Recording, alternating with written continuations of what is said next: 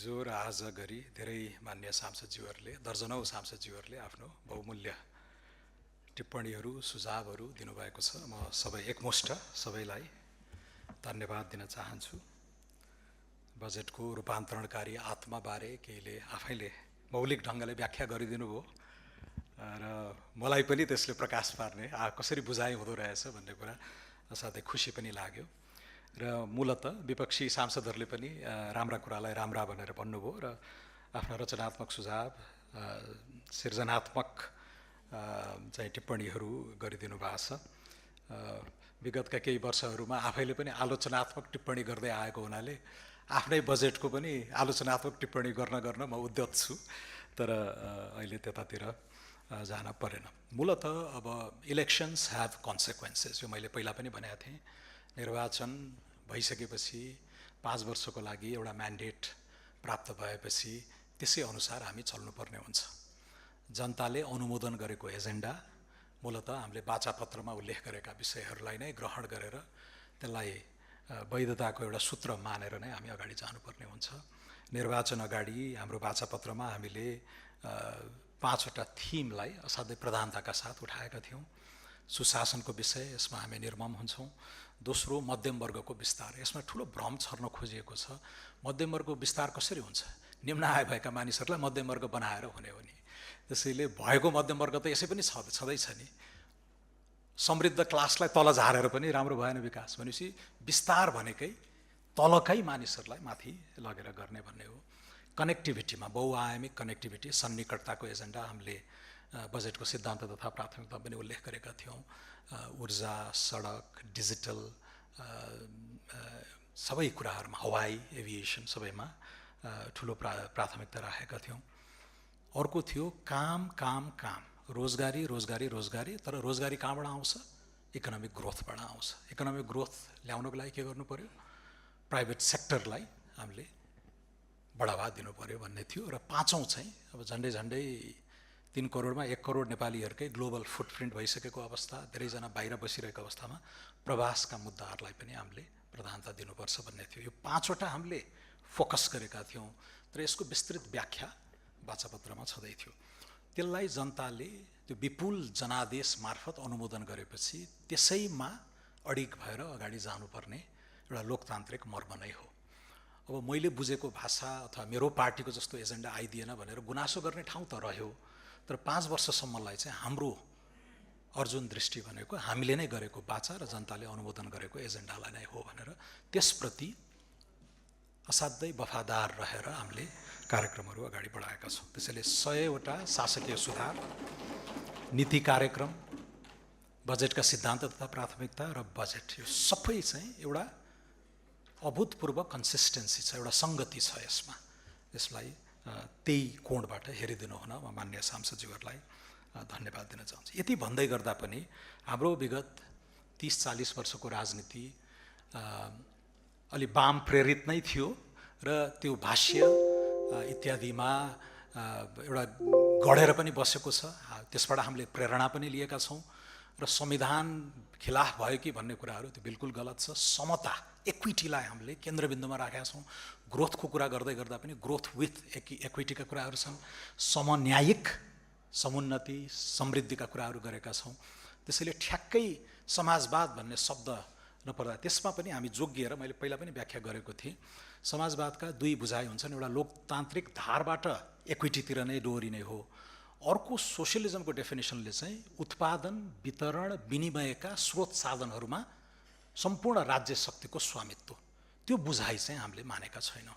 र मलाई लाग्छ संविधानले पनि त्यता गएको छैन, तर त्यो अस्पष्टता नरहोस्, त्यो अन्यल नरहोस् भनेर हामीले समता, इक्विटीको एजेन्डालाई वर्ग, लिङ्ग, क्षेत्र हरेक कोणबाट त्यसलाई न्याय गर्ने गरेर अगाडि बढेका छौँ।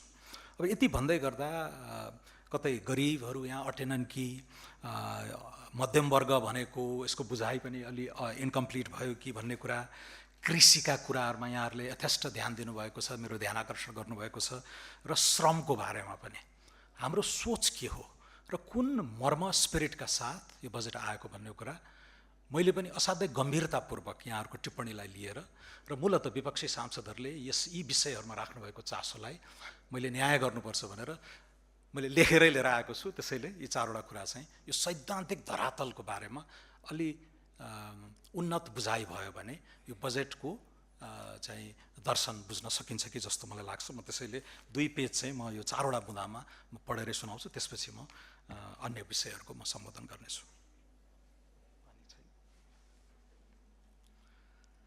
अर्थतन्त्रको यथार्थ, मध्यम वर्ग र निजी क्षेत्र।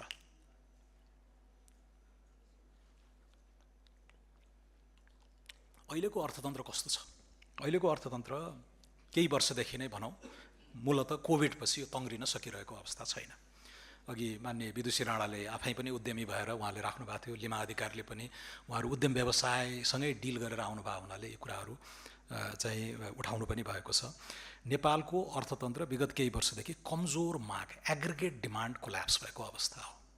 एपिक आउट माइग्रेसन छ, एउटा शिथिलता छ, कन्फिडेन्स आउन सकेको छैन। भनेपछि यो कमजोर मागलाई, एग्रिगेट डिमान्डलाई झकझक्याउनु पर्ने अहिलेको आवश्यकता हो। निजी लगानीमा सुस्तता छ र आर्थिक गतिविधिमा मन्दीको अवस्थाबाट गुज्रिरहेको छ। र यो अवस्थामा यो डिमान्डलाई पुनर्जीवित गर्ने कार्यक्रम ल्याउँदा त्यसलाई केवल अब मध्यमवर्गमुखी वा सहरी भनेर व्याख्या गर्नु चाहिँ यथार्थपरक हुँदैन। मध्यमवर्गको क्रय शक्ति घट्दा उद्योग, व्यापार, सेवा, पर्यटन, रोजगारी सबै प्रभावित हुन्छन्। त्यसैले अर्थतन्त्रलाई पुनः चलायमान बनाउन मध्यमवर्गको आत्मविश्वास, निजी क्षेत्रको त्यो भरोसा र राज्यको पनि खर्च गर्ने क्षमता पुनर्स्थापित गर्नु आर्थिक पुनरुत्थानको आवश्यक शर्त हो।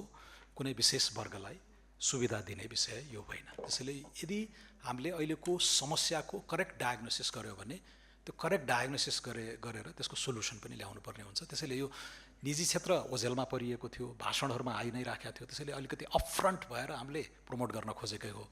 तर त्यो भन्दा पनि पछाडि निजी क्षेत्रप्रतिकै विशेष माया भन्दा पनि अहिले डिमान्ड कोल्याप्स भइरहेको अवस्थामा कसरी कन्फिडेन्स रिइन्स्टिल गर्ने भन्ने कोणबाट हामीले अगाडि आएका हौँ। र एउटा सत्य चाहिँ के हो भने दार्शनिक कोणबाटै पनि नीतिगत रूपमा हामीले एउटा दोहोरो चरित्र, हाम्रो डबल स्ट्यान्डर्ड त्यागेकै हो। एकातिर राज्यको नियामकीय, हिजो एकजना मान्य सदस्यले नियन्त्रण भन्नुभयो, नियन्त्रण होइन, नियामकीय सामाजिक न्याय र सार्वजनिक सेवा प्रवाहको भूमिका सुदृढ गर्ने एउटा रेगुलेटरी स्टेट बलियो, स्वच्छ, प्रतिस्पर्धात्मक। अर्कोतिर निजी क्षेत्रलाई आर्थिक वृद्धि, लगानी, उत्पादन र रोजगारीको प्रमुख इन्जिनका रूपमा अगाडि बढाउने स्पष्ट दृष्टिकोण लिएका छौँ। राज्यले सबै काम आफै गर्ने र निजी क्षेत्रलाई शङ्काको दृष्टिले हेर्ने पुरानो सोचबाट हामी बाहिर निस्केकै हो। त्यस्तै बजारले सबै समाधान गर्छ भन्ने अतिवादी सोचबाट पनि हामी टाढा छौँ। हाम्रो दृष्टिकोण सक्षम राज्य र गतिशील निजी क्षेत्रबीचको सहकार्यमा आधारित छ। एकजना मान्य सदस्यले हिजो डानी रोड्रिकको प्रसङ्ग ल्याउनुभयो, जोसेफ स्टिग्लिट्सको प्रसङ्ग ल्याउनुभयो। गर्व नै लाग्छ, डानी रोड्रिक मेरो आफ्नै गुरु हुनुहुन्थ्यो। नवशास्त्रीय अर्थशास्त्रका केही सिद्धान्तहरू न्यू क्लासिकल, न्यू लिबरल होइन कि न्यू क्लासिकल इकोनोमिक्सको जगमा उहाँले प्रेषित गर्नुभएका मूलभूत सिद्धान्तहरू, बजार र राज्यबीचको सम्बन्धहरू बाजेको बुझाइ नै मेरो दीक्षाको आधार पनि हो र त्यो बजेटमा प्रतिबिम्बित भएको छ।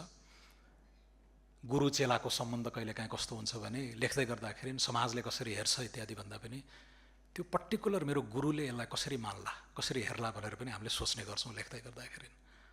What would Dani Rodrik say about this budget भन्दाखेरि त्यसरी पनि इभ्यालुएट गर्ने गरिन्छ। हिजो मान्यज्यूले नामै लिनुभयो भएर मैले उल्लेख गरेँ र त्यसमा त्यो व्याख्या गर्दै गर्दा बजार स्वनिर्मित हुँदैन, राज्यले नै बनाइदिनुपर्छ। मार्केट्सहरू सेल्फ मेड, सेल्फ क्रिएटिङ हुँदैनन्। बजारहरू स्वनियमित पनि हुँदैनन्, त्यसलाई नियमन गर्ने राज्यले नै हो, सेल्फ रेगुलेटिङ हुँदैन। बजारहरू आफै स्वस्थिर हुँदैनन्, स्टेबलाइजिङ हुँदैन, त्यसलाई राज्यका सबल निकायहरूले नै स्थिर बनाउने हो। सेल्फ स्टेबलाइजिङ नभएकोले त्यो इन्स्टिट्युसनहरू चाहिन्छ। र बजारका प्रतिफलहरू स्ववैध, आफै सेल्फ लेजिटिमाइजिङ हुँदैनन्, राज्यले हस्तक्षेप गरेरै गर्नुपर्छ। त्यो धारबाट यो बजेट बनेको छ। र यो नियामकीय निकायहरूको हामीले अभ्यास पनि गर्दै आयौँ, तर विकृत भयो। यो क्रोनी क्यापिटलिजमको प्रसङ्ग आउँछ, कहिले कब्जाका कुराहरू आउँछन्, हामीले उठाइ पनि राखेका छौँ। त्यसलाई ध्वस्त बनाएर नै अगाडि जानुपर्छ, किनकि प्रतिस्पर्धात्मक बजार अर्थतन्त्रले समतामुखी समृद्धिको नतिजा ल्याउनको लागि स्टेट चाहिँ बलियो हुनुपर्छ। त्यसैले यहाँ कतै उदारवादी धार, नव उदारवादी इत्यादि 20-30 वर्ष अगाडिको मान्यज्यूहरूलाई थप अध्ययन गर्न अलि गहिराईमा जानको लागि म आग्रह पनि गर्दछु। अर्को गरिबीबारे हाम्रो दृष्टिकोण, गरिबी कसरी घटाउने भन्ने विषयमा हाम्रो दृष्टिकोण अलि उन्नत, अलि परिष्कृत छ। हामीले सामाजिक सुरक्षाका विद्यमान कार्यक्रमहरू एउटा पनि काटेका छैनौँ। त्यसैले धेरैले टिप्पणी गर्नुभयो 20%लाई मात्र आयो कि भन्ने। यहाँहरूले 100%कै ल्याउँदै आएका बजेटहरूमा लोक कल्याणकारीका नाममा, गरिबका नाममा ल्याएका कार्यक्रमहरू कुनै पनि काटिएका छैनन्, बरु हामीले थपेका छौँ। देशैभरिका 3,13,000 दलित बालबालिकाको लागि पौष्टिक आहारका कुराहरू होलान्, अन्य कल्याणकारी कार्यक्रमहरूलाई थप नै बनाएका छौँ। स्वास्थ्य बिमाको प्रसङ्ग आयो, 10 अरब विनियोजन थियो पहिला, अहिले 15 छ। त्यसमा अर्को 10 अर्ब स्वास्थ्य मन्त्रालयकै कल्याणकारी कार्यक्रमहरू छन्। त्यसलाई गाभेर यो पुललाई युनिभर्सलाइज गरेर कसरी धान्न सकिन्छ, एउटा विशुद्ध सामाजिक सुरक्षा जस्तो कार्यक्रमबाट बिमाकै स्वरूप कसरी दिन सकिन्छ भन्नेमा पनि हामीले चिन्तन गरेका छौँ। तर केवल नगद वितरण गरेर, क्यास बाँडेर मात्रै गरिबी घट्दैन भन्ने यथार्थलाई यो बजेटले स्वीकार गरेको छ। हामी मान्छेलाई सधैँ सहायता लिने अवस्थामा राख्ने होइन, आम्दानी आर्जन गर्ने अवस्थामा पुर्याउने पक्षमा छौँ। त्यसैले नै कृषि आधुनिकीकरण, सिँचाइ, कृषि बिमा, श्रमिक सुरक्षा, सिप विकास, उद्योग, स्टार्टअप, पर्यटन, डिजिटल अर्थतन्त्र र निजी लगानी मार्फत रोजगारी सिर्जना गर्ने रणनीति लिएका छौँ। अन्ततः गरिबी घटाउने सबैभन्दा प्रभावकारी उपाय भनेको स्थायी आम्दानी र रोजगारी हो। वेल रेमुनरेटेड डिसेन्ट जब्स,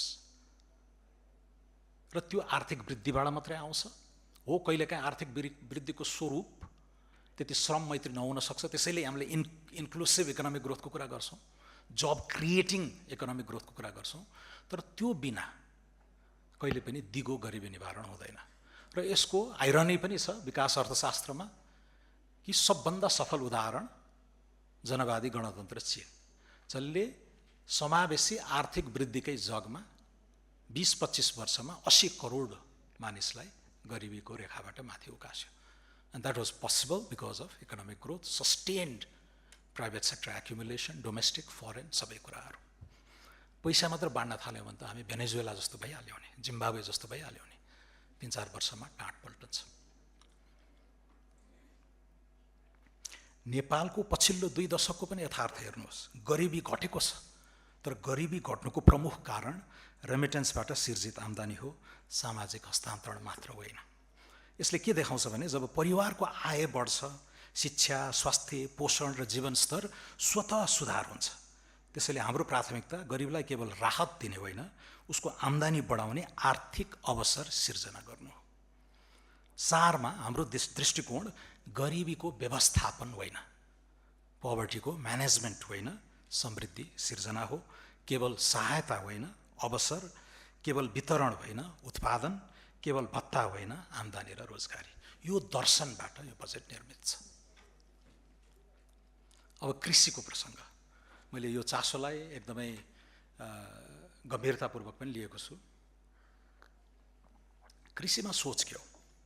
हामी कृषि उत्पादनलाई अझै व्यावसायिक, उत्पादक र बजारमुखी बनाउन सकेनौँ भने दशकदेखि भनिरहेका छौँ, सबैले भनिरहेको छ निर्वाहमुखी कृषि, 16 घण्टा काम गर्दा पनि खालि हातमुख जोड्ने मात्रै कृषि, सिँचाइ पुगेको छैन, मल पुगेको छैन, बजारसँग पहुँच छैन, टेक्निकल असिस्टेन्स छैन। अब व्यवसायीकरण गर्नुपर्छ, मेकानाइजेसन गर्नुपर्छ, यान्त्रिकरण, बजारीकरण भनेर यो 1997 को एपीपी भन्ने थियो एउटा एग्रिकल्चर पर्सपेक्टिभ प्लान, 15 वर्ष योजना, त्यहाँदेखि नै भट्याउँदै आएका कुरा हो। तर हामीले सार्थक हस्तक्षेप गर्न सकेका छैनौँ। आज कृषि मन्त्री यहाँ हुनुहुन्न, तर सही हो, अघि एकजना मान्य सांसदले भने म पनि आफै छक्क परेँ। कृषि मन्त्रालयको डोमिनेन्ट बजेट इज मल, 32 अर्ब बल विनियोजन गरेका छौँ। अहिलेको यो वेस्ट एसियाको क्राइसिसले गर्दा 46 अर्बसम्म लाग्नेछ। तर त्यो मल साँच्चै वास्तविक किसानका पुगेको छ कि छैन भन्ने कुराहरू प्रश्नको घेरामा छ। र यसपालि हामीले त्यसमा ठुलो सुधार गर्नुपर्नेछ। स्वास्थ्य बिमा जस्तै मलमा त्यो बल्कमा ठुलो लगानी गइरहेको छ। वास्तविक कृषिको रूपान्तरणमा त हामीले धेरै काम गर्न भ्याएका छैनौँ। त्यसैले दशकौँदेखि कृषिमा अनुदान वितरण र साना साना कार्यक्रम त भए, तर उत्पादन, उत्पादकत्व, प्रशोधन, बजार र लगानीलाई एकीकृत गर्ने संरचनात्मक सुधार भएन। परिणामस्वरूप खेतीयोग्य जमिन बाँझो हुँदै गयो, युवा शक्ति विदेश गयो, खाद्यान्न आयात बढ्यो र किसानको आम्दानी स्थिर रह्यो भनिरहेका छौँ। त्यसैले यस बजेटले पहिलोचोटि एउटा बेबी स्टेप, एउटा पाइलटकै रूपमा पनि एउटा सानो कदम चालेको छ। हामीको 5 वर्ष रोडम्याप छ, तर यो वर्ष हामीले एउटा पाइलट इनिसिएटिभको रूपमा कृषिलाई व्यावसायिक स्केलमा लैजाने स्पष्ट मार्गचित्र प्रस्तुत गरेको छ। 2 करोडभन्दा माथिको कृषि तथा पशुजन्य उत्पादनमा 40% प्रोत्साहन अनुदान, 80% कृषि बीमा प्रिमियम अनुदान, ठुला तथा साना मझौला सिँचाइमा विशेष लगानी, न्यूनतम समर्थन मूल्य, कृषि प्रशोधन उद्योगलाई कर छुट तथा सहुलियतपूर्ण वित्तीय पहुँच, किसान केन्द्रित कृषि सेवा प्रणाली र अनुसन्धान तथा उन्नत बिउ विकासमा जोड। यी सबै कार्यक्रम एउटै उद्देश्यतर्फ केन्द्रित छन्, किसानको आम्दानी बढाउने। अब 2 करोड हाम्रो गाउँमा को छ 2 करोड लगानी गर्ने भनेर पनि भन्नुभयो। अब यो टिप्पणीको लागि टिप्पणी गरेको जस्तो भयो। हामी व्यवसायीकरणतिर अलिकति त्यो निर्वाहमुखी त छँदैछ। अहिलेका कृषि मन्त्रालयका मौजुदा कार्यक्रमहरू यथावतै छन्। राष्ट्रिय कृषि आधुनिकीकरण योजना छँदैछ, साना किसानको नाममा दिइएका छुटहरू सबै छँदैछन् यथावत। यो एउटा चाहिँ पाइलटको रूपमा गरी हेरौँ भनेको छ। तर यसमा पनि 2 करोड कम्प्युटर चलाउने हो भने हामीले साना किसानलाई छोडेको होइन। यो भ्रमबाट हजुरहरू मुक्त हुनु होला। बरु साना किसानलाई समूहमा, सहकारी, कृषि कम्पनी वा करार खेती मार्फत ठुलो उत्पादन प्रणालीसँग जोड्न खोजेका छौँ। त्यसैले यो जानी जानी भ्रम छरिएको हो कि अथवा बुझाउन नसकिएको हो, यो स्पष्ट रहोस्। नेपालको कृषि भविष्य जीविकोपार्जनमा सीमित रहने होइन, सबसिस्टेन्समा आधारित हुने होइन, व्यवसाय, रोजगारी र निर्यातको आधार बन्ने हो। र मैले अघि भने यो द्वैत चरित्र हामी त्याग्दैछौँ भनेका छौँ नि नीतिगत रूपमा धेरै ठाउँमा। किसानका नाममा, श्रमिकका नाममा ठुलो राजनीतिहरू भए लामो समय, तर यथार्थ रेमिटेन्सले उद्वेलित गरेको यो चाहिँ गरिबी निवारण बाहेक हामीले यहीँको डोमेस्टिक इन्जिन प्रोडक्सनबाट, उत्पादनबाट गर्न नसकेको यथार्थलाई आत्मसात गरेर अब चाहिँ कदम चालौँ भनेकै हो। श्रमको विषयमा पनि मान्य विपक्षी सांसदहरूले यसमा उठाउनु भएको छ। म यसमा हाम्रो स्पष्ट धारणा राख्न चाहन्छु। यो बजेट मार्फत हामीले अघि बढाउन खोजेको अर्को महत्त्वपूर्ण सुधार भनेको नेपालमा व्यवस्थित, सुरक्षित र मर्यादित श्रम बजारको निर्माण हो। हामी गम्भीर छौँ, किन आज पनि नेपालमै मासिक 30 देखि 40 हजार रुपैयाँ कमाउने सम्भावना भएका हजारौँ युवा देश छोडिरहेका छन्। समस्या केवल रोजगारीको सिर्जनामा मात्र छैन। हामीले देखेका छौँ श्रमिकले समयमै ज्याला पाउँदैनन्, कार्यस्थलमा सुरक्षा छैन, बिमाको सुविधा छैन, दुर्घटना हुँदा संरक्षण पाउँदैनन् र अन्याय हुँदा छिटो कानुनी न्याय पनि पाउँदैनन्। यस्तो अवस्थामा श्रमिक विदेशतर्फ आकर्षित हुनु स्वाभाविक देखिन्छ। त्यसैले यो बजेटले श्रमिकलाई केवल श्रम शक्ति होइन, राष्ट्र निर्माणको साझेदार र विकासको सेनाका रूपमा लिनेछ। राष्ट्रिय श्रम दर्ता प्रणाली, नेशनल लेबर रजिस्ट्रीको कल्पना गरिएको छ। डिजिटल श्रम बजार, अनिवार्य लिखित श्रम सम्झौता, न्यूनतम ज्याला कार्यान्वयन, बैंक मार्फत पारिश्रमिकको भुक्तानी, बिमा, कार्यस्थल सुरक्षा, श्रम न्यायाधिकरण तथा सामाजिक सुरक्षा विस्तार जस्ता सुधार मार्फत लाखौँ श्रमिकलाई सुरक्षित र औपचारिक श्रम बजारमा आबद्ध गर्ने आधार तयार गरिएको छ। यो कुनै कम्युनिस्ट पार्टीले ल्याएको कार्यक्रम होइन, यो राष्ट्रिय स्वतन्त्र पार्टीले ल्याएको कार्यक्रम हो। श्रमिकको सम्मान र सुरक्षा बिना उत्पादनशील अर्थतन्त्र निर्माण हुन सक्दैन भन्ने यथार्थलाई यो बजेटले आत्मसात गरेको छ।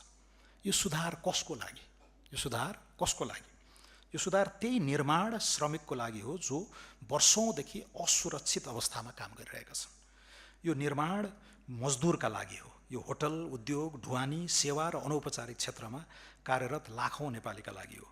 यो समाजको तल्लो तहमा रहेका श्रम बेचेर जीवन चलाउने नागरिकको जीवनस्तर उकास्ने प्रयास हो। हामी श्रम मन्त्रालयलाई केवल वैदेशिक रोजगारी व्यवस्थापन गर्ने मन्त्रालयका रूपमा होइन, स्वदेशी श्रम बजार निर्माण, श्रमिक संरक्षण र उत्पादक रोजगारी प्रवर्धन गर्ने मन्त्रालयका रूपमा रूपान्तरण गर्न चाहन्छु। त्यसैले म विनम्रता चाहन्छु, लाखौँ श्रमिकलाई औपचारिक श्रम बजारमा ल्याउने, उनीहरूको सुरक्षा, बिमा, न्यूनतम ज्याला र कानुनी अधिकार सुनिश्चित गर्ने प्रयासलाई कसरी गरिब र श्रमिक विरोधी भन्न सकिन्छ? वास्तवमा यो बजेटको सबैभन्दा ठुलो सुधारको कार्यक्रम मध्ये यो हो। तर यसलाई ओझेलमा पार्न खोजिएको मैले पाएँ, किनकि आउँदै नै बायस, यो मध्यम वर्ग भन्दै आउनाले यो जम्मै अलि निजी क्षेत्र मैत्री, उद्योग मैत्री, अब यत्रो चाहिँ इन्डस्ट्रियल रिस्ट्रक्चरिङको कुरा गर्दैछौँ, ट्याक्स रिफर्म विगत 35 वर्षमा नभएको ट्याक्स रिफर्म एकैचोटि अटेम्प्ट गरेका छौँ, इन्फ्रास्ट्रक्चरमा यो सरकारको 4 खर्बले केही पनि हुँदैन, सरकारको बासलातभन्दा बाहिर गएर निजी पुँजी आकर्षित गर्नुपर्छ भन्ने रूपान्तरणकारी हरेक प्याराग्राफमा हामीले नयाँ कुराहरू गरेका छौँ। र त्यसमा चाहिँ यो श्रम विषय चाहिँ अलि बायसका साथ हेरिएको हुनाले ओझेलमा परिएको, तर म दाबीका साथ भन्छु असाध्यै महत्त्वपूर्ण बुँदा चाहिँ यो छ। यो किन भनिराखेको छ भन्दाखेरि हामी आर्थिक वृद्धि केन्द्रित मात्र होइन, समतामुखी आर्थिक वृद्धि, ग्रोथ विथ इक्विटीका कुराहरूतिर हामी लागेका छौँ। अब म अलिकति आकारका कुरा, प्राविधिक कुरातिर गएँ, अहिले सैद्धान्तिक कुराहरू भयो। आकारमा कसैले भन्नुभयो 25% वृद्धि ठुलो आकारको कार्यान्वयन नहोला। कार्यान्वयन गर्ने त चुनौती हामीलाई छ नै। हरेक बजेट, फुकिएको बजेट र यथार्थमा खर्च हुने बजेटको यो भिन्नता बढ्दै गएको छ भूकम्पपछि। मूलतः पहिला जीडीपीको अनुपातमा हामी 25 देखि 28% सम्मको बजेट फुक्थ्यौँ र यथार्थ कार्यान्वयन 22 देखि 25% हुन्थ्यो। जहिले पनि त्यो implementation gap 3 to 4% of GDP हुन्थ्यो। सन् 2015 को भूकम्पपछि हामी त्यो 1 खर्ब त हामीले रिकन्स्ट्रक्सनमै लगायौँ र त्यसले त्यो बजेटको आकारलाई वात्त बढाएर, मलाई याद छ डाक्टर रामशरण महतले लिएर आउनुभएको बजेट 519 अर्बबाट एकैचोटि 618 अर्ब पुगेको थियो अर्को वर्ष, यो 72मा। त्यसपछि हामीले त्यसलाई ल्यान्डिङ गर्नै सकेनौँ, त्यो बढेको बढै भयो र त्यो हुँदै हुँदै अब 619 को बजेट 12 वर्ष अगाडिको अहिले 21-24 सम्म पुगेको छ। अनिवार्य दायित्व नै झन्डै 14 खर्ब छन्। यसअघिका दायित्वहरू, तलब, सुविधा, ऋण, ब्याज, राज्यले सिनको नभाँच्दा पनि 14 खर्ब चाहिन्छ। राजस्व त्यति भ्याइसकेका छैन, गाह्रो छ। र त्यो जीडीपीको अनुपातमा कति चाहिँ बजेट बनाउने भन्ने कुरा अब यसपालि अस्ति एकजनाले कहाँ भन्नुभयो क्या 30 खर्बको लिएर आए हुन्थ्यो नि, यत्रो शक्तिशाली सरकार। फुक्न त जतिसके फुके पनि भयो, जीडीपीको अनुपातमा रिजनेबल हुनु पर्यो। र यसमा यहाँहरूलाई म स्मरण गराउन चाहन्छु, गत साल नेकपा एमालेका अर्थमन्त्री ल्याउनु भएको बजेटको आकार 1964 अर्ब थियो र त्यो जीडीपीको अनुपातमा 30% नागेको थियो। जहिले पनि यो एब्सोल्युट हेर्ने होइन कि हामीले रिलेटिभमा हेर्नुपर्छ। जीडीपीको अनुपातमा कति नर्मलाइज गर्नुपर्छ। अहिले जीडीपीको हाम्रो प्रक्षेपण यदि 7% छ, ल 7 नछोयो भने पनि 74 खर्ब जति पुग्ने अनुमान छ यो आर्थिक वर्षको अन्त्यमा। अहिले 66 छ। इन्फ्लेसन र रियल इकोनोमिक ग्रोथ जोडेर 12, 13, 13.5% गऱ्यो भने पनि 74 खर्ब नाग्छ जीडीपी। अहिले ल्याइएको 21 खर्ब प्लसको चाहिँ बजेटको आकार पहिलो पटक लामो समयपछि one of the smallest budget हो, ठुलो होइन। जीडीपीको अनुपातमा जम्मा 28.5% छ। र मेरो चेतमा के थियो भने त्यो भूकम्पपछिको त्यो बलुनिङ, अघि बलुन सलुन भनियो, सस्तो किसिमले टिप्पणी गरियो नबुझिकन, त्यो बलुन इफेक्टलाई मैले डाउनसाइज गर्न खोजेकै हो। 30 ननागौँ भन्ने मेरो स्पष्ट निर्देशन थियो। जीडीपीको अनुपातमा 30% ननाग्नु होला। म आफै अनुशासनमा बाँधिन चाहन्छु। त्यसैले आकारका हिसाबले लामो समयपछि हामी साइजमा आएका छौँ। राज्यले गर्न सक्ने खर्चको सापेक्षतामा बजेटको आकार आएको छ। ऋणको कुराहरू आयो। ऋण लियो, 7 खर्ब ऋण लियो। ऋण भने जीडीपी भनेको फ्लो हो, ऋण भनेको स्टक हुन्छ, यो एक्युमुलेट हुन्छ, थोक हो। अहिले झन्डै 30 खर्बको ऋण हामीले बोकेका छौँ।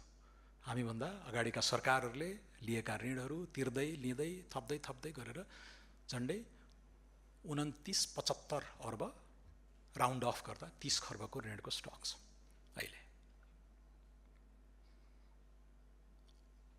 त्यो सामा तिर्नु पर्यो, ब्याज तिर्नु पर्यो भनेपछि अहिले हामीले त्यो ग्याप छ। रेभेन्यू त अहिले 13 खर्ब पनि नउठ्ला जस्तो छ। हाम्रो महत्त्वकांक्षी लक्ष्य छ रेभेन्यूमा। धेरैले 14 खर्ब धेरै भएन भनेर सोध्नु भएको थियो। वास्तविक लक्ष्य 1580 अर्ब हो, किनकि हामी 175 अर्ब सङ्घले उठाएर प्रदेश र स्थानीय तहलाई दिनुपर्ने संवैधानिक बाध्यता छ। त्यसैले हाम्रो विकासको आधार हामी आफैले उठाउने राजस्वबाट नै हुनेछ। झन्डै 16 खर्ब हामीले उठाउने लक्ष्य लिएका छौँ। कम्प्लायन्स बढाएर, सुशासनको जगमा लिकेजहरू रोकेर, डिजिटलाइजेसनको भरमग्दो उपयोग र इन्सेन्टिभ्स, मान्छेलाई कर जस्तो नहोस्, रहरले तिर्ने बनाउनको लागि हामी आत्मविश्वस्त छौँ। र यसमा सम्माननीय प्रधानमन्त्रीज्यूले नै ढाडस दिनुभएको हो मलाई। म मेयर हुँदा 3 अर्बको रेभेन्यू मैले 12 अर्ब पुर्याएको थिएँ। सकिन्छ, इमान्दार सक्षम सरकार हो भने सक्छ भनेपछि हामीले यो आँटेका हौँ।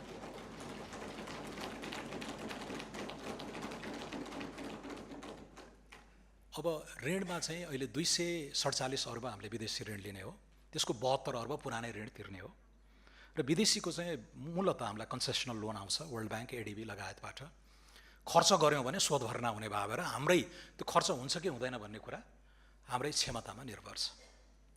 आन्तरिक ऋण चाहिँ वित्त आयोगले तोकिदिएको हुन्छ, जिडिपीको 5.5% ननाग भनेर। यसपालि हामीले 410 अर्ब जति लिएका छौँ। 410 अर्ब आन्तरिक ऋणको झन्डै 257 अर्ब पुरानो ऋण तिर्नमै जान्छ। सो नेटमा त्यही 160 जति हुन्छ।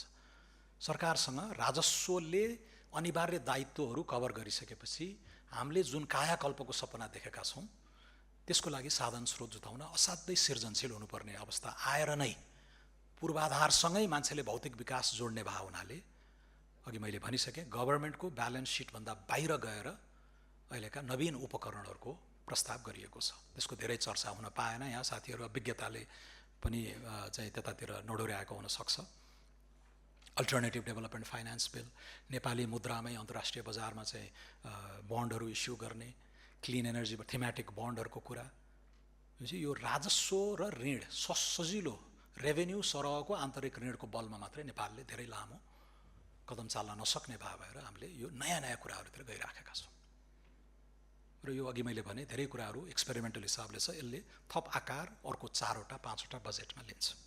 अहिले जग बसाउने, थिति बसाल्ने कामहरू पनि भएका छन्। र ऋण, यो लिएको ऋण धेरै चाहिँ तिर्नकै लागि, पहिला लिएका ऋणहरू तिर्नकै लागि हुने भएकोले फिस्कल स्पेस कन्स्ट्रेन्ट छ। त्यसले यति गर्दा पनि हाम्रो डेटलाई जिडिपीको सापेक्षतामा चाहिँ धेरै बढ्नेवाला छैन। 7 खर्बको ऋण लिएर नै विकास हुन्छ भनेर अघि केही मान्यज्यूहरूले टिप्पणी गर्नुभयो। Debt as a share of GDP त्यही 43-44% आधारमा रहन्छ यति लिँदा पनि। सो बजेटको आकारबारे एउटा ठुलो भ्रम मैले चिर्न सकेँ जस्तो लाग्छ। अर्को, डेट ऋणको भारबाट होइन, राजस्वकै बलमा हामीले विकास गर्ने हो। त्यसमा बरु हजुरहरूको म साथ माग्न चाहन्छु। लिकेज, कम्प्लायन्स बढाउने र यहाँनिर चाहिँ अब अलिकति अरू के शिक्षामा कर लगाए, स्वास्थ्यमा कर लगाए, बिजुलीमा कर लगाए भन्ने कुराहरू पनि आएका छन्। बजार उद्वेलित गर्न इन्कम बेस्ड ट्याक्सेसनबाट कन्जम्सन बेस्ड ट्याक्सेसनतिर जानुपर्ने, किनकि इन्कममा हामीले वात्तै ठुलो लक्ष्य राख्न सकेनौँ। 16 खर्ब इन्कमबाट, त्यसको ठुलो अंश इन्कमबाट नआउने, किनकि अर्थतन्त्र अझै पनि अनौपचारिक छ, इन्फर्मल छ। केही अध्ययनहरूले झन्डै 42 देखि 55% नेपालको अर्थतन्त्र इन्फर्मल छ। ऊ छ तर राज्यले चिन्दैन, किनकि राज्यमा ऊ बाँधिएकै छैन, कर तिर्दैन र उसले राज्यबाट पनि केही अपेक्षा गरेको छैन, तर यही समाजको अङ्ग छ। त्यसलाई फर्मलाइज गर्नुपर्ने चुनौती छ, त्यसलाई हाम्रो टाइम लाग्छ। तर कन्जम्सन त उपभोक्ता हामी सबैले गर्छौँ, इन्फर्मल सेक्टरले पनि गर्छ। इन्फर्मल सेक्टरका पात्रहरूले पनि चुरोट खान्छन्, चाउचाउ खान्छन्, चिया खान्छन्। भनेपछि यो इन्कम बेस्ड ट्याक्सेसनबाट कन्जम्सन बेस्ड ट्याक्सेसनतिर जाने, त्यसले हुम्लामा किनिएको चाउचाउमा पनि 25 पैसा लाग्न सक्छ कर। मैले उदाहरणको रूपमा भनेको।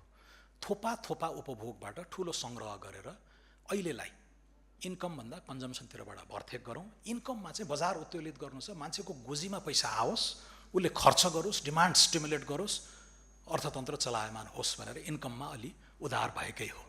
10 लाखसम्मको ट्याक्सेसन, मार्जिनल ट्याक्स। अब प्रश्न आयो, यसमा कुनै विज्ञान छैन, कसैले फ्ल्याट 10% को पनि गरेका छन्, आर्थिक वृद्धि पनि गरेका छन्।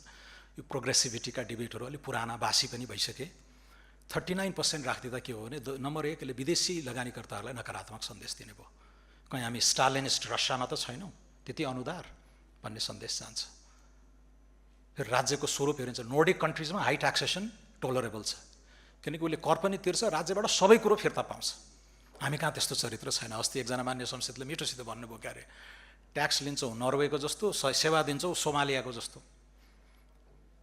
राज्यले गुड क्वालिटी सर्भिसहरू दिन सक्यो भने ट्याक्स अलि माथि नै राखे पनि हुन्छ, तर त्यो चरणमा हामी पुगिसकेका छैनौँ। राज्यका सेवा सुविधाहरू अपर्याप्त भएर नै त्यो भ्याकुम फिल गर्नको लागि निजी क्षेत्र पनि आइरहेको छ र 39%ले नराम्रो सन्देश दिइरहेको थियो। कोही पनि लगानीकर्ताहरू आउने थिएनन्। कर्पोरेटमा पनि सुलभ मान्यज्यूले उठाउनु भयो त्यो जहाज हो, हामीले छलफल गऱ्यौँ। कर्पोरेटमा त्यति ठुलो गुनासो छैन, यद्यपि हाम्रो लक्ष्य एकैचोटि भुवाङ पार्ने होइन कि बिस्तारै त्यसलाई त्यसमा पनि सुधार गर्दै जाने हो। 25लाई 20मा ल्याउन किन गाह्रो थिएन यसपालि पनि, तर एकैपटक नगरौँ र ठुलो डिमान्ड थिएन। यसरी चाहिँ हामी अगाडि बढिरहेको छ। अब यहाँ कुरा आयो मान्छेलाई फर्मल इकोनोमीमा ल्याउनु पर्यो, जोड्नु पर्नेछ। अब प्राइभेट स्कुलमा लगाइएको यो 3%मा यता 10 लाखसम्म आय छुट दिएको छ। काठमाडौँ बाहिर 3000 4000 फी पर्ने ठाउँमा 3% भनेको एकदमै कम रकम हो। त्यसलाई इन्कम ट्याक्स नेटमा आएर वार्षिक 10 लाखसम्म आम्दानी छ मेरो भन्दाखेरि जम्मा 1% तिर्नुपर्ने हुन्छ। यता हजारौँ क्षतिपूर्ति भइसकेको छ। त्यसमाथि 25,000 रुपैयाँ वा 25% निजी स्कुलमा पनि आफ्नो बालबालिकामा शैक्षिक खर्च गर्नुभयो भने कर छुट हुन्छ। यो गर्न खोजेको के हो भने फर्मल नेटमा आउनुहोस्, भार अहिले नपरोस् तर बी रेकग्नाइज्ड, नेटमा आउनुहोस्। तपाईँ आफ्नो बालबालिकाको लागि 15,000 20,000 मासिक खर्च गरिराख्नु भएको छ, तर तपाईँ ट्याक्स नेटमा हुनुहुन्न। ट्याक्स नेटमा इनरोल हुनुहोस्, 10 लाखसम्म आय गरे लाग्दैन, बी रेकग्नाइज्ड। र यहाँको छुटले तपाईँको अन्य खर्चहरू जो हो हुन्छ निजी स्कुलमा निजी हस्पिटलमा पनि।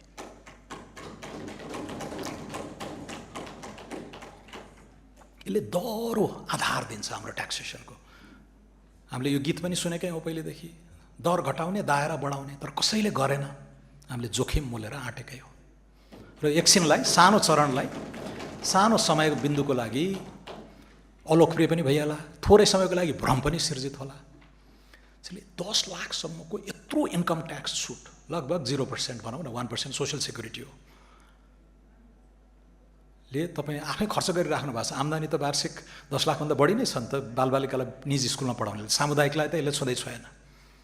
शिक्षा स्वास्थ्य खर्च बेपत्ता गरिराख्नु भएको छ, तर you are not in the formal net.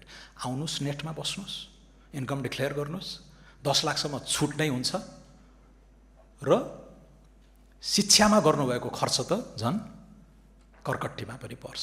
So we are formalising the economy. नेपालको अर्थतन्त्रको आधुनिकीकरणको अनदर बेबी स्टेप, दूरगामी प्रभाव हुन्छ।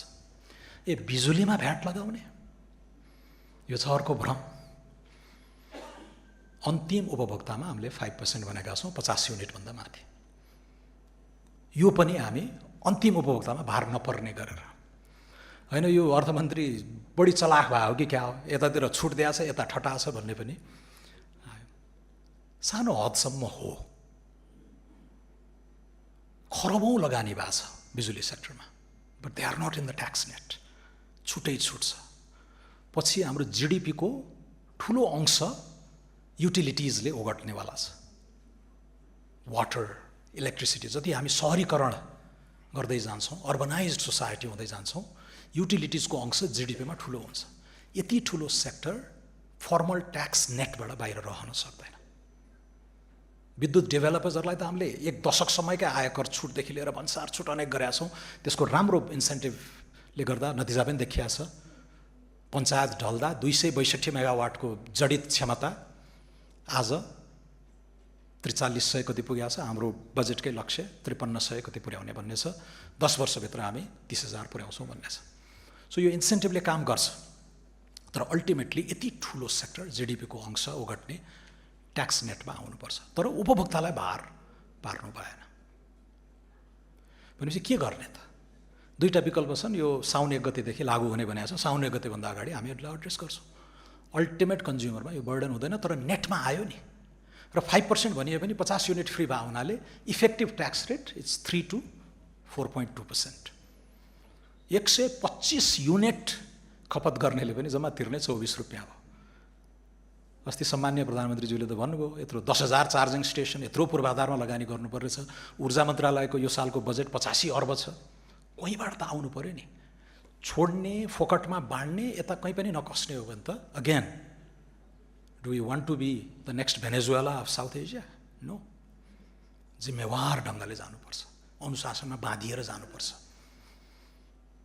त्यही मर्मले अहिले दुईटा विकल्प छन् बिजुलीमा। तपाईँहरूलाई आफ्नो कन्स्टिट्युएन्टहरू फेस गर्दा बालेन सरकारले कर लगाउने बिजुलीमा भनेर अब यहाँ पनि यथेष्ट भ्रम भयो। यसलाई सायद हामीले बुझाउन सकेनौँ कि त्यसलाई हामी 150 युनिटभन्दा माथिमा मात्र लाग्ने गर्छौँ। सो धेरै नेपालीहरू 90% भन्दा प्लस त्यति त्यो कन्जम्सन लेभलमा नपुग्ला कि त्यो मूल्य नै हामी समायोजन गर्छौँ।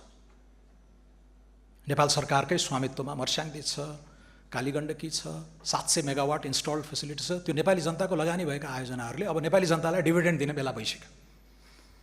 त्यो लाभांश हामी यहाँ समायोजन, मूल्य समायोजन गरेर सिस्टममा आयो। पारदर्शिता, रेकर्ड किपिङ सबैमा राम्रो काम भयो। तर अन्तिम उपभोक्ताले तिर्न नपर्ने सृजनात्मक सोल्युसन। अनि किन गरिरह त यो दुःख? किन गाली खाइरह?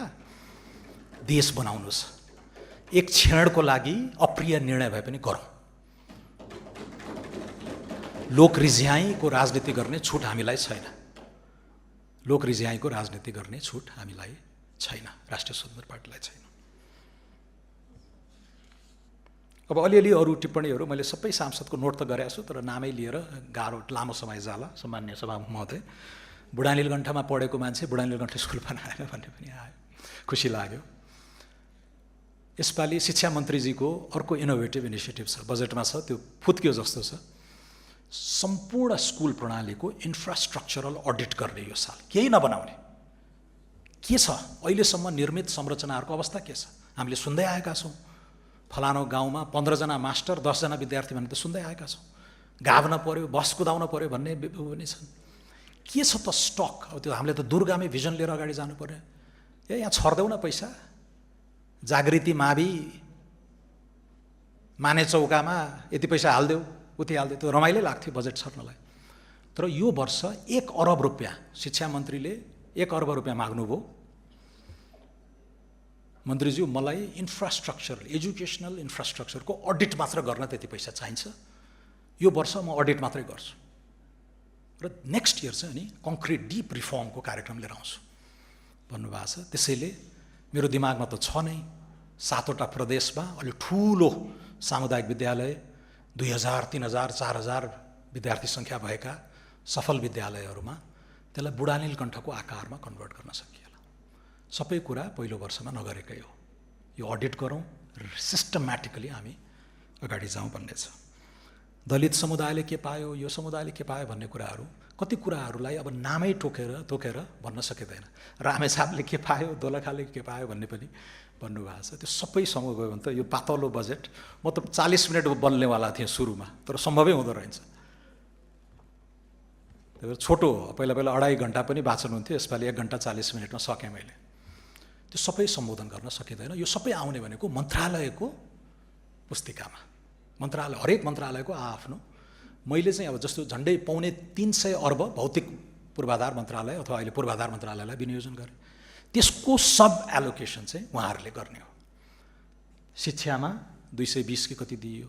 सो म्याक्रो एलोकेसन अर्थ मन्त्रालयबाट हुन्छ। लामो छलफलपछि कार्यक्रमहरू हेरेर नै गर्ने हो। डिटेलिङ र त्यसको उत्तरदायित्व उहाँहरूले लिने हो।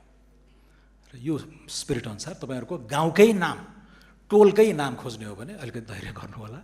मन्त्रालयको पुस्तिकामा हुनसक्छ, छुटेको भए पनि हामी एड्रेस गरौँला। भौतिक पूर्वाधारले 3 वर्षको होराइजन लिएको छ, त्यो पनि अर्को ठुलो डिपार्चर हो।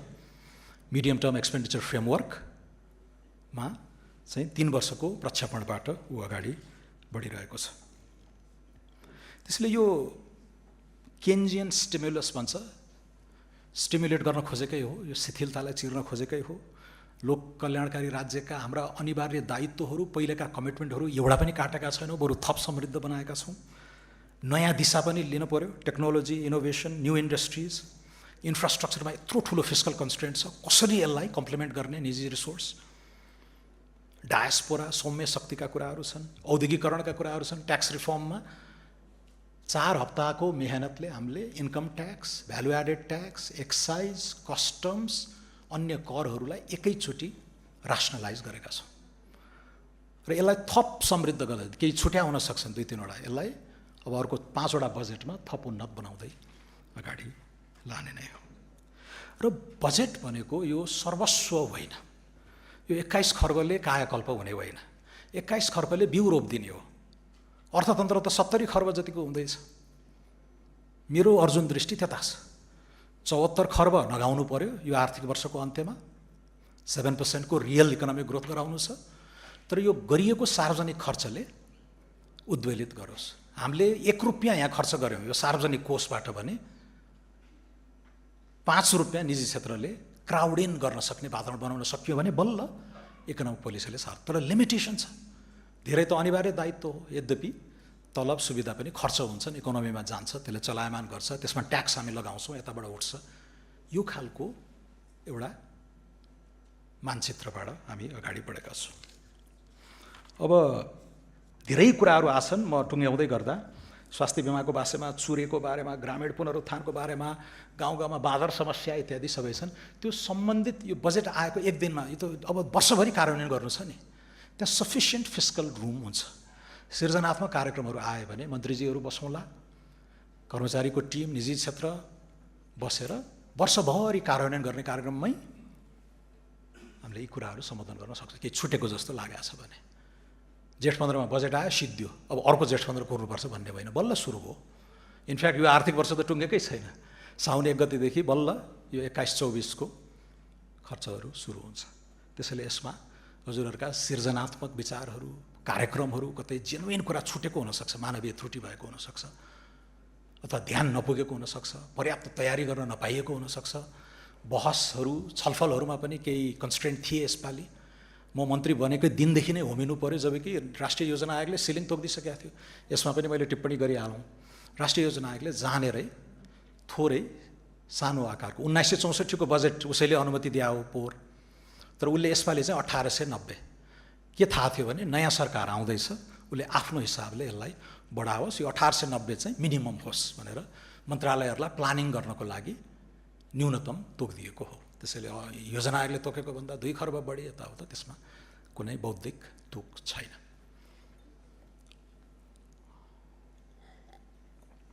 अब सांसदजीहरूको मैले नोट गरेको छु, यो समय धेरै लाग्ने भाव हुनाले सायद त्यतातिर नजाउँ होला, 1-on-1 बायोल्याट्रली नै यसलाई टेकअप गरौँला। तर असाध्यै राम्रा सुझावहरूलाई मैले मनन गरेको छु र यसलाई अगाडि बढाउने नै हो, त्यसको लागि म धन्यवाद नै दिन चाहन्छु। अब अन्तिममा अहिलेको बहुचर्चित विषय, छोडेम वाग्लेले कुटुकुटु अर्थ मन्त्रालयमा बसेर करसर चलाएर व्यापारी पोस्यो के भन्ने खालका पनि सुनिए। सांसदहरूले गरिमा, आफ्नो गरिमा आफै राख्नुपर्छ। यो सम्मानित सदनको ओज घटाउने कामतिर हामी लाग्नु हुँदैन।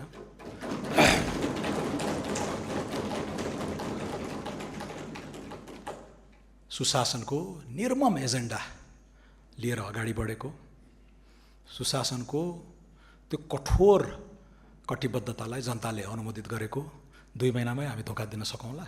सक्दैनौँ।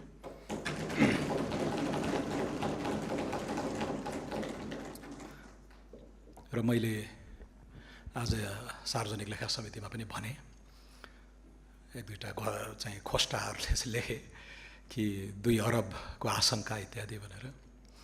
2 अरब होइन, 2 रुपियाँ बदमासी बेइमानी मबाट भएको छ भने म मन्त्री पद त्याग दिन्छु।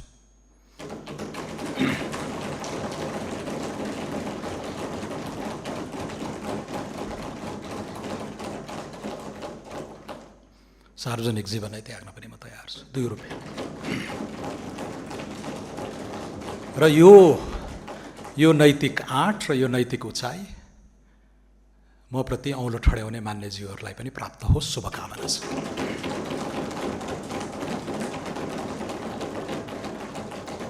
तपाईहरुका काण्डबारे हामी अनभिज्ञ हो र?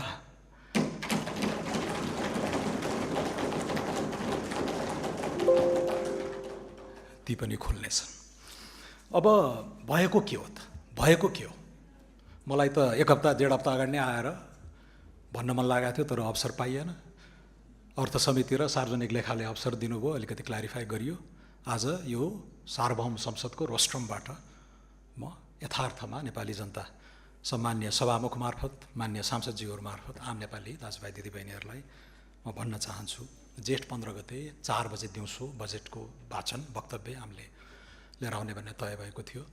जेठ 15 को बिहानसम्म पनि यो एउटा अर्थ विधेयक भनिन्छ, नेपाल सरकारको अर्थ सम्बन्धी प्रस्तावलाई कार्यान्वयन गर्न विधेयक, यसमा काम भइराखेको हुन्छ।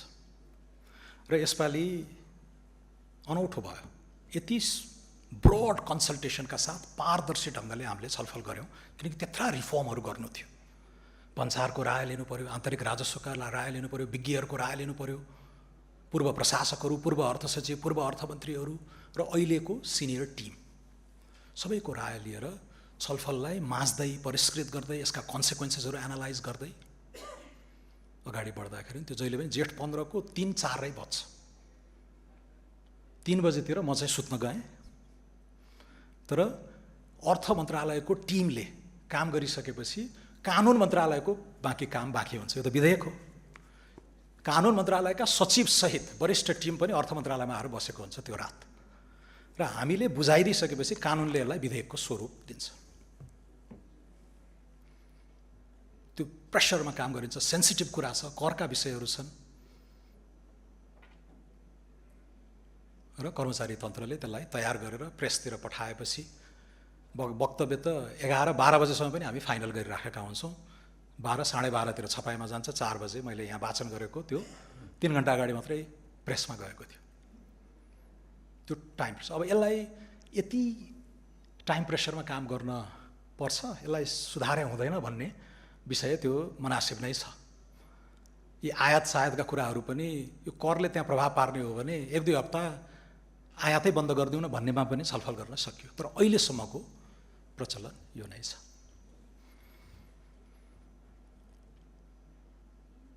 जेठ 16 गते शनिबार, जेठ 17 गते कर्मचारी साथीहरू आउनुभयो। क्याबिनेटमा गएको भर्जनमा धेरै त्रुटि नै छैन। क्याबिनेटमा गएकोमा यो रातारात काम गर्दाखेरि केही सामान्य त्रुटिहरू भए मन्त्रीज्यू के गर्ने, प्रचलन के छ? होइन, सच्याउनुपर्छ, मान्यज्यूहरूको हातमा पर्नुभन्दा अगाडि सच्याउनुपर्छ, संसदलाई विधिवत कम्युनिकेट गरेर। संसदका महासचिवलाई चिठी लेखेर अर्थमन्त्रीले त्यो सांसदज्यूहरूको हातमा पुगि नसक्या हुनसक्छ, यो बाँड्दै गर्दा सच्याइएको एक पाना, एराटम भन्छ, एराटा मल्टिपल भयो भने एराटाको पाना पनि यहीँ घाँसेर दिने। 5 वटा विषयमा 73 वटा शीर्षकमा संशोधन गरिएको थियो नेकपा एमालेका अर्थमन्त्रीले, नेपाली काङ्ग्रेस समेत संलग्न भएको सरकारले। 73 वटा करकै संशोधन। यसपालि कस्ता खालका त्रुटि सच्याइयो? एउटा भन्सार दर, एउटा शुल्क, 3-4 वटा थप स्पष्ट पार्ने गरेर कन्फ्युजन नहोस् भनेर। भन्सार दरकै यत्रो चाहिँ आइराखेको छ, मध्यरातमा के गर्यो भन्ने। त्यो भन्सार दर परिवर्तन गरिएको चाहिँ के थियो? मैले लेखेको चिठी यहाँ छ संसदलाई 17 गते, र 17 गते नै हजुरहरूले यो विधेयक सँगसँगै त्यो एक पाना चाहिँ पाउनु भएको भन्ने मेरो चाहिँ असम्पसन छ। एउटा भन्सार दर के परेछ भने, एउटा प्रडक्ट छ एचएस कोड, हार्मोनाइज सिस्टम भन्छौँ हामी कस्टमसँग, 5000 जति वस्तुहरू हुन्छन् यहाँ। त्यस्तो 4202-1290 को कोड भएको एउटा प्रडक्टमा, त्यो प्रडक्टको चाहिँ अलि व्याख्या नै हुन्छ, बाहिरी भाग प्लास्टिक वा कपडा पदार्थ भएका बाकस, सुटकेस, यो एउटा क्याटेगोरी छ। यसमा हामीले 30% को भन्सार लगाइराखेका रहेछौँ। यही क्याटेगोरीभित्र चाहिँ एउटा असाध्यै सेन्सिटिभ आइटम परेको रहेछ, भ्याक्सिन र ब्लड क्यारियर, जनस्वास्थ्यसँग सम्बन्धित भ्याक्सिन, ज्यान जोगाउने भ्याक्सिन र ज्यान जोगाउने रगत बोक्ने क्यारियर पनि सुटकेसको वर्गीकरणमा परेको रहेछ। र यहाँ उद्यम व्यवसाय गर्नेहरूलाई थाहा हुन्छ त्यो वर्गीकरणले कति दुःख दिन्छ कहिलेकाहीँ। यो मिलेन, कहाँ प्लास्टिकको सुटकेस, कहाँ यहाँ चाहिँ ज्यान बचाउने ब्लड क्यारियरलाई एउटै क्याटेगोरीमा राख्नु मिलेन, यसलाई छुट्याइदिनुहोस् भनेर बहसको चरणमा आएको विषय। अनि साथीहरूले, भन्सारका साथीहरूले यो त जायज हो, मुनासिब छ, यसलाई छुट्याउँ, यसलाई छुट्टै उपशीर्षक दिउँ त, कहाँ प्लास्टिकको सुटकेस बनाउने, ब्लड र भ्याक्सिन क्यारी गर्ने छुट्टै उपशीर्षक दिएर यसलाई छुट्याउँ पनि र यसको भन्सार कम गरिदिउँ। कहाँ 30% लगाउने यत्रो वस्तुमा, 15% लगाउँ। डन। त्रुटि कहाँ भयो भन्दाखेरि त्यो प्लास्टिक पनि सँगसँगै तानिँदाखेरि 15%मा झरेछ। ब्लड क्यारियर र भ्याक्सिन त 15मा झऱ्यो, छुट्टै उपशीर्षक पनि बनाइयो, त्यो कम्युनिटीको माग सम्बोधन गरियो, तर जहाँबाट छुट्याइएको थियो त्यो पनि 30 होइन 15 आयो, त्यसैले कर घटाएको होइन, यो त 30 हुनुपर्छ भनेर 15मा झुक्किएर 15 बनेकोलाई पनि 30 बनाइयो। अब यहाँहरूले सुनिराख्नु भएको छ बहस, राजद्रोह भयो, देशद्रोह भयो, गरिमा राखौँ।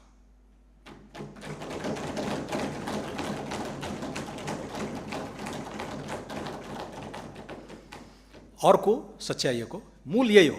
अर्को चाहिँ इभीमा यत्रो मिडल क्लास एस्पिरेसनका कुराहरू छन्। 50 लाखभन्दा कम मूल्य, बजार मूल्य 50 लाख, तर भन्सारमा आइपुग्दा जुन हामीले CIF मूल्य भन्छौँ, कस्ट, इन्स्योरेन्स र फ्रेट को मूल्य जोडेर, फ्याक्ट्रीबाट आएको मूल्य जोडेर त्यो चाहिँ 20 लाख, ट्याक्स जोड्दाखेरि त्यो 43-45 कति पुग्छ। 50भन्दा मुनिमा चाहिँ यसपालि मूल्य नबढाउँ।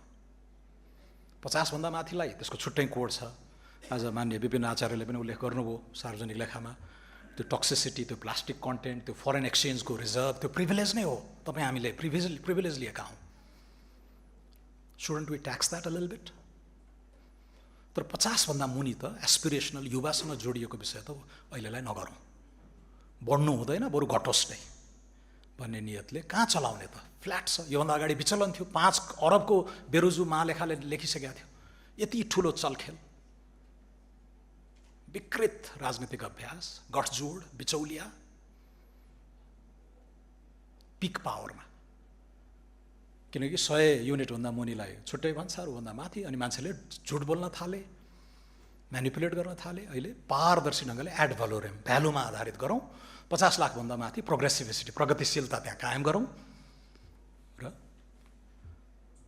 त्यो जुन प्रिमियम हो फरेन एक्सचेन्जको इत्यादि, त्यसलाई रिफ्लेक्ट गरौँ। रेभेन्यू पनि उठाउनुहोस्। 50 लाखभन्दा मुनि चाहिँ कहाँ चलाउने त भन्दा, अब VAT सबैलाई 13 हो, कस्टम्स ड्युटी फ्ल्याट गरिदिउँ, पारदर्शी 20% सबैलाई, CIF clean infrastructure investment fee, एक्साइजहरू हामीले त्यत्रो खारेज गऱ्यौँ, त्यसलाई कि आन्तरिक उत्पादन बढाउनको लागि रिप्लेस गऱ्यौँ, DPPF भनेर डोमेस्टिक प्रडक्ट प्रमोसन फी, कि यता क्लिन इन्फ्रास्ट्रक्चरलाई 10,000 चार्जिङ स्टेसन बनाउँछ, यत्रो लगानी छ, अघि पनि कुरा आइसकेको छ। रोड डेभलपमेन्ट फी भन्ने हामी तपाईँहरू सबैले सवारी चलाउनेहरूले तिर्छौँ, 5% छ, यो 50 लाखभन्दा मुनि चाहिँ 2.5 गरिदिउँ त भन्ने भयो। त्यो लेखेरै गएको थियो द्रष्टव्यको रूपमा मलाई कर्मचारी साथीहरू। बाइ द वे, यो सबै मैले टाइप गरे होइन, कर्मचारी साथीहरूले टाइप गर्नुभयो यो त्यो उमा, र मैले त ओन गरेको हो। म अर्थ मन्त्रालयको गार्डियन भएको हुनाले उहाँहरूले गरेका मानवीय त्रुटिलाई ओन गरेर मैले डिफेन्ड गरेको मात्रै हो। र त्यो 2.5% कानुनी ड्राफ्टमा जाँदा त्यो द्रष्टव्य फुटनोट मिस भएर रहेछ, त्यो त ल्याउनु पर्यो, त्यो राख्यो। अर्को एक्साइज तिरेको, तर CIF को ट्रान्जिसनमा नगइसक्दा त्यहाँ भन्सारमा आएका इलेक्ट्रिक गाडीहरूले अन्तशुल्क त तिरिसके, अन्तशुल्क पनि तिर्ने, फेरि यो नयाँ शुल्क पनि तिर्ने त गराउनु भएन, कन्फ्युजन भयो। स्पष्टता अलिकति कायम गरिदिनु पर्यो। अन्तशुल्क तिरिसकेकाहरूले यो दोहोरो कर लाग्दैन है, CIF थप्नु पर्दैन भन्ने अर्को स्पष्टीकरण छ। शिक्षामै अघि त्यत्रो 25,000 रुपियाँ आफ्नो बालबालिकाको लागि खर्च गर्नुभयो, निजीमा पनि यो चाहिँ, वा 25% जुन कम हुन्छ त्यो करकट्टीमा कायम गर्न सकिने, त्यो पनि छुट्याएर रहेछ, बोलेका थियौँ, छुट्याएर रहेछ, त्यसलाई हालिदिउँ। अर्को विषय, महानगरपालिका र उपमहानगरपालिका बाहेक अन्य ठाउँहरूमा सिनेमा हल, अलि सांस्कृतिक नाट्यघर यस्तोमा कसैले लगानी गर्न चाह्यो भने उसलाई प्रोत्साहनै गर्ने हिसाबले 10 वर्षसम्म आयकर छुट भनेर मैले बजेटमै बोलेको थिएँ। बजेट बोलियो 4 बजे, यो त बिहान प्रेसमै गइसकेको थियो, त्यो बिट अलिकति छुट्या पनि हुन सक्थ्यो भनेर त्यसलाई पनि विधेयकमा रिफ्लेक्ट गरेको। यति हो भएको, यति हो। सच्याएर सांसदज्यूहरूले यो पहिलोचोटि पाउँदा नै त्यो सच्याइएको सूची पानो चाहिँ उहाँहरूलाई सँगै दिनुहोस्, ताकि यो बहस समृद्ध हुन्छ। अब अलिकति हेल्चक्राइ गरेर हेपेर बहसमै उठाइदिउँला नि त, यो चाहिँ सानो त्रुटि भएर रहेछ भन्न सकिन्थ्यो।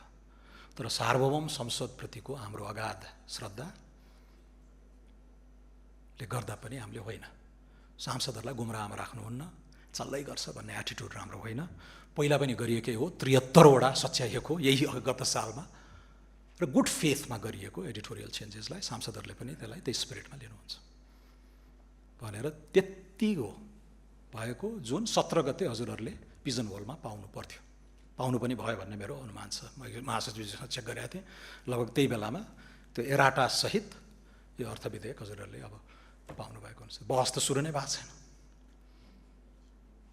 त्यसपछि अर्थ विधेयकमा हजुरहरूले पाएको सच्याइएको भनेको पछि एउटा थोप्लो, एउटा पूर्णविराम, एउटा अक्षर, एउटा अङ्क केही पनि थपिएको छैन। होइन, अर्थमन्त्री चाहिँ राति राति बसेको छ, कर चेन्ज गरेको छ, छेडखानी गरेको छ, कसलाई पोस्या छ, 16 पेज गायब गरेको छ, सबै गलत। अलिकति रसुवा र मुस्ताङको प्रसङ्ग पनि आएको छ। कसैले सूचना दिएको छैन। व्यापारीहरूले अनुमान गर्छन् कि कर घट्छ कि कर बढ्छ, एउटा ट्याक्स प्लानिङ पनि हुन्छ र केही वस्तुमा बढ्छ नै भन्ने अनुमान हुन्छ। सुर्तीमा, मदिरामा, अलि विलासी वस्तुहरूमा बढ्छ नै भन्ने हुन्छ। कुनै अर्थमन्त्री मूर्ख हुँदैन जसले चाहिँ यस्ता वस्तुहरूमा कर घटाओस् भनेपछि अब बढ्दैछ लगभग भने अनुमानका हिसाबले डिमान्ड पनि भइराखेको हुन्छ। उसले एलसी हप्तौँ अगाडि खोलेर त्यो खालको प्लानिङ गरेर गरेको हुन्छ। गत साल 4700 गाडीहरू यसरी नै आएका थिए। यसपालि त जम्मा 2600, गत साल 4300, यसपालि 2600-2700 गाडीहरू आएका छन्। सो पोहोरभन्दा यसपालि कम नै हो। तर भइदियो के भने कर बढेन, अर्थमन्त्रीले सूचना दिएन, कर घट्यो र त्यो जोखिम मोल्ने व्यापारीहरू धेरै मर्कामै पर्नु भएको छ। यद्यपि त्यो ब्रान्ड हेरी हेरी कुनै चाहिँ बोर्डर लाइनमा पनि छन्। मैले सुनेअनुसार त्यो ब्रान्ड हेरी हेरी रसुवामा चाहिँ घाटामै भर्नुभयो, मुस्ताङमा चाहिँ आधा कर घटेको वस्तुहरू परे, आधा जस्तो चाहिँ कर बढेको पर्यो भन्ने छ। तर त्यतातिर हाम्रो चासो रहेन, किनकि हामी देश बनाउने, आर्थिक कर प्रशासन, कर अनुपालनमा ध्यान दिइरहेका छौँ। कुनै व्यापारी पोस्ने त्यो त हामीले फालेकै हो नि, त्यो मोडेल त फालेर आएन र।